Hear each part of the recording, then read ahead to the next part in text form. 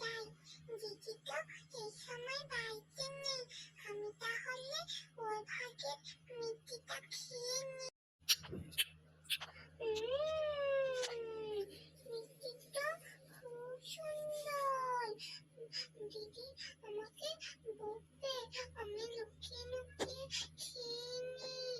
কিন্তু খুব টিয়ার ভাগের মিষ্টি খেয়ে নিতে দেখে টিয়া তো খুব রেগে গেল।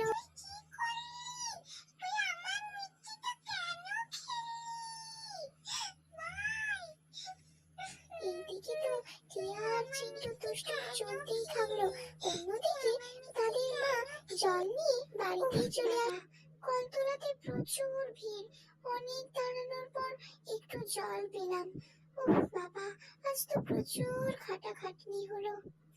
এই তোরা দুইজন কি করছিস রে? দুষ্টুমি করছিস কেন? এই টিয়া, তুই ভাইকে বকছিস কেন? এই তোরা দুষ্টুমি করা বন্ধ কর বাবা। এই টিয়া, তুই ভাইকে বকছিস কেন? মা দেখো না, ভাই আমার মিষ্টি খেয়ে